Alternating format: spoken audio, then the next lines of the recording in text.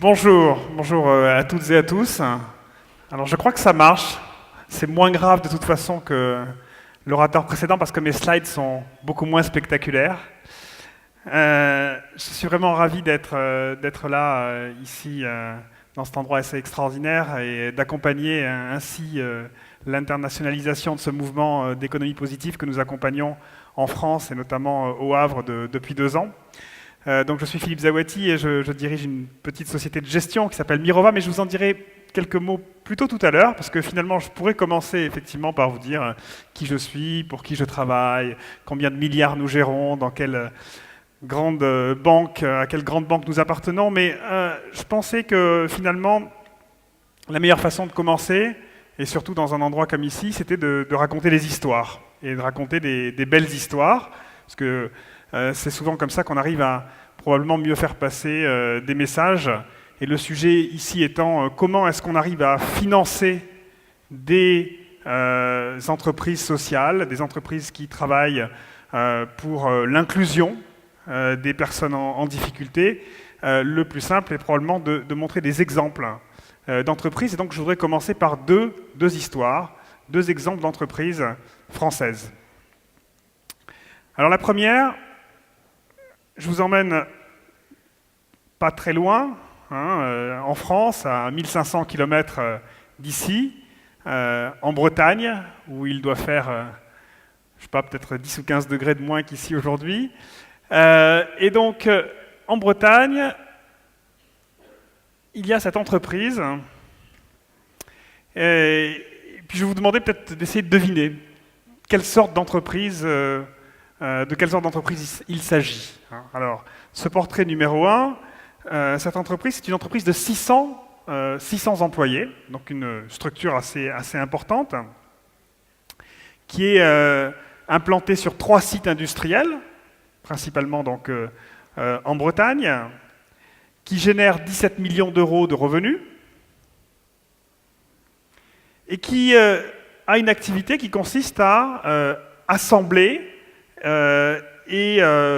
donc assembler des produits industriels et fournir des services à des très grandes entreprises françaises et internationales, des multinationales, et qui aujourd'hui est considérée donc dans le premier tiers quand on regarde ses niveaux de qualité et niveaux de qualité de service.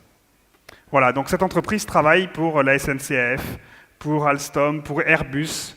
Donc vous connaissez par exemple les TGV, et l'Airbus A320, si vous prenez par exemple les roues de l'Airbus A320, il y a des morceaux de ces roues-là qui sont fabriqués par cette entreprise. Voilà. Alors c'est quoi cette entreprise? Eh bien, c'est ce qu'on appelle un business social, un social business. Pourquoi c'est un social business?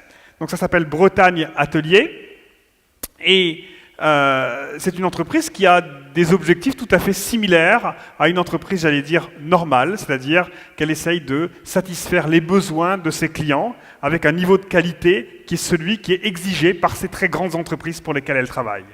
Mais Bretagne Atelier a aussi pour objectif de donner du travail à des personnes en difficulté, des personnes handicapées notamment. Donc sur les 600 employés, 450 employés ont une certaine forme de handicap. 70 d'entre eux bénéficient d'agenda, enfin de temps de travail qui sont aménagés ou de conditions de travail qui sont aménagées pour tenir compte de leur problématique de handicap. Très grande satisfaction au sein des employés, 75% de satisfaction, et puis surtout une façon d'embaucher les équipes et de les suivre sur la durée, puisque à chaque embauche, il y a un entretien avec un psychologue, et ce psychologue suit ensuite les équipes tout au long de leur positionnement, de leur vie au sein de l'entreprise, qui généralement dure entre 7 et 10 ans en moyenne. Et donc, nous avons ici une entreprise qui est vraiment... vous le voyez bien, entre un business tout à fait normal et une entreprise sociale. Et cette entreprise bénéficie du financement de fonds d'investissement sociaux, de ce qu'on appelle aujourd'hui l'impact investing. Et donc nous, à Mirova, donc la société dans laquelle je travaille, que je dirige, nous finançons cette entreprise-là. Portrait numéro 2, Cette fois, nous sommes un tout petit peu plus près d'ici, 1200 km, c'est à Paris, c'est en plein Paris, dans la capitale. Et la question, cette fois, c'est, on sait que nous dépensons nous produisons des milliards de tonnes de déchets chaque année, et notamment dans des grandes villes comme Paris. Donc la question, c'est comment faire pour à la fois produire moins de déchets, puis recycler ces déchets-là, alors que l'on sait qu'en même temps, dans ces villes, il y a un certain nombre de personnes qui ont des besoins alimentaires, qui sont en situation de détresse, et qu'en parallèle de ça, pour recycler ces déchets, on dépense de plus en plus effectivement d'énergie, d'émissions de gaz carbonique, etc. Donc on a à la fois des problématiques sociales et des problématiques environnementales qui sont non pas, je dirais, en antagonisme, mais qui sont tout à fait cohérentes. Et donc là, l'entreprise numéro 2 que je voulais vous présenter, c'est Ecosphère. Ecosphère, son idée, c'est effectivement transformer cette économie linéaire en une économie circulaire, c'est-à-dire comment faire pour utiliser les stocks surabondants, les déchets ou les objets qui ne sont plus utilisés, et les recycler spécifiquement pour des personnes en difficulté. Alors comment ça marche? On est dans l'économie collaborative dont on a parlé déjà plusieurs fois. C'est une plateforme Internet, une plateforme collaborative, et donc qui permet d'optimiser en quelque sorte le circuit de ces déchets-là. Donc à chaque fois, vous avez d'un côté des sources, donc des supermarchés, des entreprises qui vont donc renseigner cette base de données Internet, et puis ensuite, cette base de données donc, va être utilisée par des business sociaux qui vont faire des demandes en disant voilà, ceci m'intéresse, et qui vont recevoir systématiquement des alertes en disant l'objet que vous avez demandé est disponible. Voilà le deuxième exemple. Et cette entreprise-là aussi est financée par notre fonds solidaire. Alors, des histoires comme ça, on pourrait en raconter des dizaines, il y en a plein d'autres. On vous a mis quelques exemples ici. Le fonds que nous gérons, environ nous investissons aux alentours de 150 millions d'euros dans des entreprises de ce type-là, des entreprises sociales, et nous investissons dans une cinquantaine de structures, d'histoires de ce type-là, et des histoires qui sont existantes, mais il y a aussi des histoires à créer, à innover, à imaginer dans le futur. Voilà, c'est ça l'impact investing et le social impact investing. Alors quelques chiffres pour vous donner une idée de ce que ça représente aujourd'hui sur le marché français. C'est 6 milliards d'actifs aujourd'hui qui sont investis, principalement par des particuliers, en investissant dans des fonds qu'ils vont trouver dans des réseaux bancaires, ou surtout via leur plan d'épargne entreprise, dans des fonds qui sont dits solidaires. Ces fonds solidaires investissent 10% de leurs actifs dans des entreprises solidaires. Ces 6 milliards d'actifs ont permis, l'an dernier, en 2013, d'économiser ou de créer 22 000 emplois, de loger ou de reloger 3 500 personnes en difficulté, et de produire des prêts, donc de microfinance. Cette fois-ci, c'est de la microfinance dans les pays développés, contre un peu la même idée que ce que Sébastien Duquet vous racontait ce matin pour les pays en voie de développement. Et donc, plus d'1 million de personnes ont bénéficié de ces prêts de microfinance l'année dernière grâce à ce fonds. Alors, pour autant, ce qui est intéressant de voir dans ces différentes histoires, c'est que ces entreprises sociales, elles sont en train de créer des nouveaux modèles qui, comme vous le voyez, sont à la frontière entre l'entreprise normale, for profit, qui cherche à dégager du profit, et puis le monde associatif, le non-profit.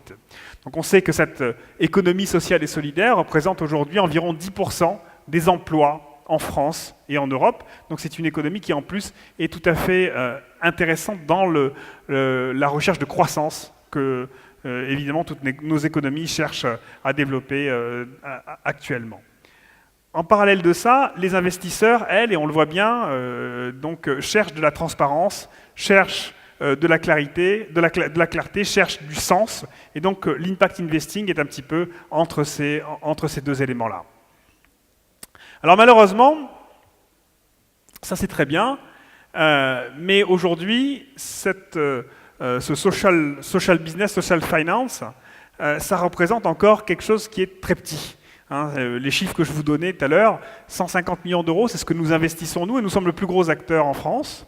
Et 150 millions d'euros, si je vais vous le comparer par rapport à la taille de notre structure aujourd'hui, Mirova est une petite société de gestion spécialisée dans l'investissement responsable, nous gérons 4 milliards d'euros investis sur des projets, d'infrastructures, des entreprises cotées. Sur ces 4 milliards d'euros, seulement 150 millions d'euros sur ces produits, sur cet investissement social. Mais si on le compare à l'ensemble du marché, aujourd'hui, ces produits donc, solidaires, ça représente 0,1% de l'épargne des Français. 0,1%. Et donc l'association qui regroupe l'ensemble de ces fonds solidaires en France, qui s'appelle Finansol, s'est donné pour objectif, il y a quelques années, de passer de ces 0,1 à 1%. C'est-à-dire de multiplier par 10 l'argent qui va aller financer ces entreprises sociales. C'est un changement d'échelle, et ce changement d'échelle nécessite beaucoup de choses, nécessite beaucoup de modifications de comportement. Un point intéressant, c'est que, si vous voyez, il y a différentes façons, effectivement, de financer ces business sociaux. L'un étant les fonds, les social funds, donc, c'est-à-dire des fonds d'investissement qui sont, comme je vous l'ai dit, proposés aux particuliers.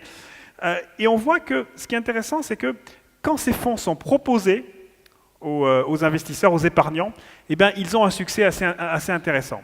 Il y a en France une disposition qui oblige toutes les entreprises qui créent un plan d'épargne entreprise, ou un fonds de pension, si vous voulez. À chaque fois que vous créez un fonds de pension d'entreprise en France, vous êtes obligé de proposer au moins un fonds solidaire parmi l'ensemble des fonds que vous proposez à vos employés. Au moins un. Donc c'est une incitation extrêmement limitée, il n'y a pas d'avantage fiscal, ça ne coûte rien au budget de l'État. Simplement, on a demandé aux entreprises de mettre sur l'étagère un fonds solidaire. Ça, c'était il y a 10 ans que cette obligation a été mise en place. Et bien 10 ans après, 25% de l'argent qui a été investi par les employés dans leurs fonds d'épargne entreprise sont investis dans des fonds d'investissement responsable ou dans des fonds solidaires. Autrement dit, quand vous proposez aux épargnants d'investir dans ce type de fonds, eh bien, ils le font. La difficulté qu'on a aujourd'hui, c'est qu'il y a un manque d'offres, un manque de propositions aux épargnants de ce type d'investissement. Et donc, si vous voulez, ce qu'on peut retenir, je dirais, de ces exemples-là, c'est que pour changer d'échelle, pour réussir à apporter beaucoup plus de financement à ces entreprises sociales, on a besoin de créer ce que j'appellerais un écosystème favorable. Dans cet écosystème favorable, il y a différents acteurs. Il y a bien sûr, complètement à la droite de ce graphique, l'essentiel en quelque sorte, ceux qui créent, c'est-à-dire les entrepreneurs sociaux.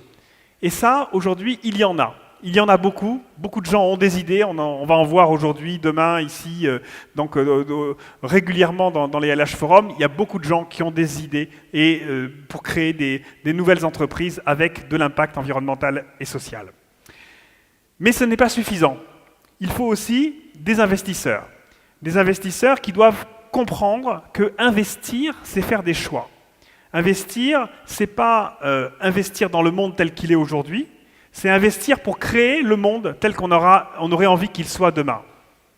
Donc ça, c'est les investisseurs. Et entre les deux, il y a les pouvoirs publics, les gouvernements, qui eux peuvent jouer un rôle d'incitation, de motivation, mettre en place les éléments pour que cet écosystème fonctionne. Et l'exemple que je vous donnais tout à l'heure sur l'obligation de proposer au moins un fonds solidaire aux épargnants est un exemple de ce que les gouvernements peuvent faire. Ils peuvent évidemment aller beaucoup plus loin avec d'autres types d'incitations.